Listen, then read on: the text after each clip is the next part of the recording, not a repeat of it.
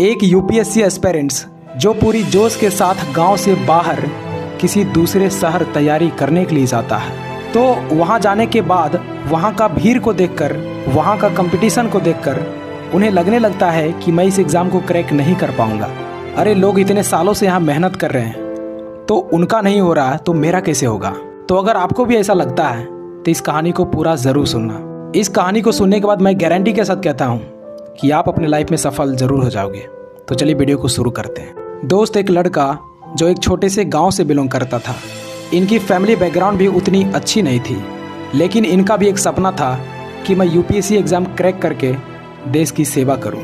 और फिर इसने यूपीएससी की तैयारी करने के लिए अपने माँ बाप से दूर यूपीएससी की दुनिया दिल्ली चला गया। लेकिन दिल्ली जाकर इसने हजारों लाखों की भीड़ देखी कि कैसे स्टूडेंट इधर से उधर जा रहे हैं, कितने स्टूडेंट कोचिंग जा रहे हैं और कितने स्टूडेंट स्टडी मटेरियल खरीद रहे हैं। और ये सारे भीड़ यूपीएससी एस्पिरेंट्स का ही था। ये सब देखकर ये हताश हो गए, ये घबरा गए हैं। ये इतनी भीड़ को देखकर, इतने कंपटीशन को देखकर डिप्रेशन में चला गया और इनके दिमाग में सिर्फ नेगेटिव बातें चलने लगी। इसे रात भर नींद नहीं आने लगी। ये यही सोचने लगे थे कि ये लोग इतने सालों से मेहनत कर रहे हैं और इनका सिलेक्शन नहीं हो रहा तो मेरा कैसे होगा। अरे मेरी तो बैकग्राउंड भी अच्छी नहीं है। ये बिल्कुल हताश हो गया था, क्योंकि सिर्फ 400 से 500 सीट के लिए इतनी सारी भीड़ इसने कभी नहीं देखी थी। और ये बात हर नए एस्पिरेंट्स के माइंड में आता ही आता है। लेकिन फिर कुछ समय बाद इसने ठंडे दिमाग से सोचा कि अगर मैं यहीं से लौटकर वापस चला गया तो ज़िंदगी में मैं कभी भी आईने को नहीं देख पाऊंगा, क्योंकि जब मैं आईने को देखूंगा तो उसमें मेरा चेहरा नहीं बल्कि एक फेलियर दिखेगा। उसमें ये दिखेगा कि मैं डरपोक था, डर की वजह से मैं तैयारी नहीं किया।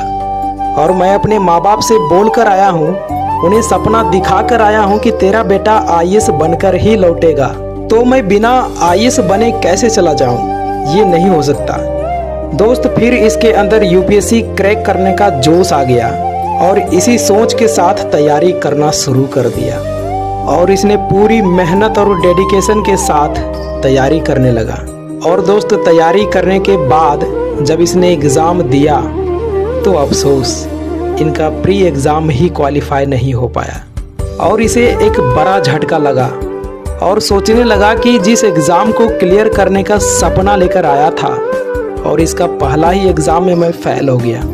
और दोस्त, जब ये फ़ेल हुआ ना तो इसके घर के आसपास वाले लोग ताना देना शुरू कर दिए। वो कहने लगे कि तेरे बेटे से यूपीएससी नहीं निकल पाएगा, तुम क्यों सपने बड़े देखकर यूपीएससी की तैयारी करने के लिए दिल्ली भेज दिया, उससे कुछ नहीं हो पाएगा। दोस्त, ये सब देखकर ये लड़का पूरा टूट गया और फिर इसने खुद से कहा कि कोई बात नहीं, अपना टाइम आएगा, मैं एक दिन यह ताने को तालिया में बदल कर ही रहूँगा। और दोस्त, इसने इस साल किए गए गलतियों को सुधार करके दुगनी मेहनत के साथ तैयारी करना शुरू कर दिया। और इसका परिणाम यह निकला कि इसने प्री मेंस अपने दूसरे ही अटेम्प्ट में पास कर गया और अब सिर्फ इसका इंटरव्यू ही बाकी था।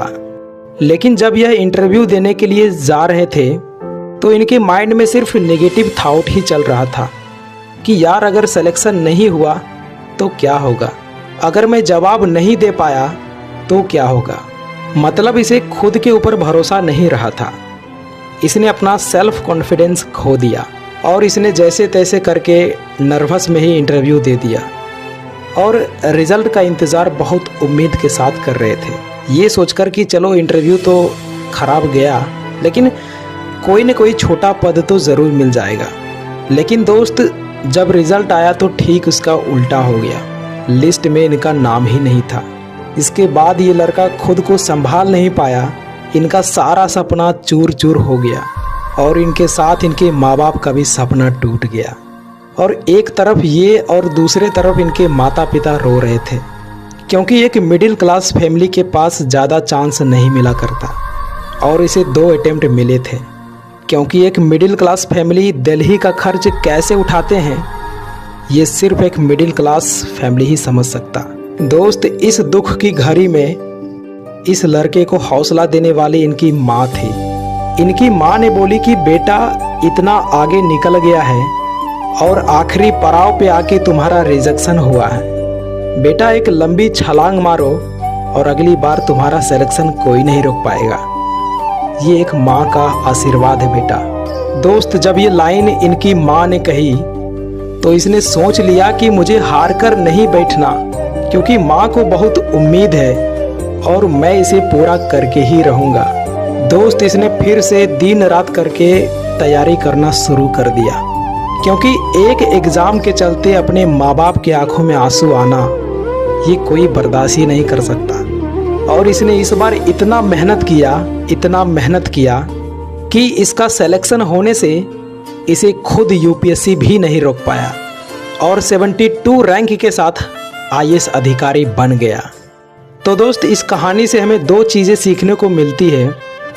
पहला कि कोई भी एग्ज़ाम क्रैक करने के लिए फैमिली बैकग्राउंड मैटर नहीं करता, और दूसरा सेल्फ कॉन्फिडेंस।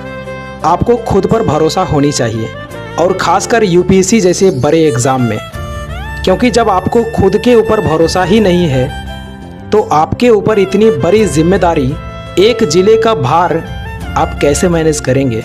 और अंत में मैं आपसे एक ही बात कहना चाहूँगा कि कभी भी असफलताओं से घबराकर हार मत मानना, क्योंकि आपकी हार ना मानने की आदत ही एक दिन जीत का आदत बन जाती है।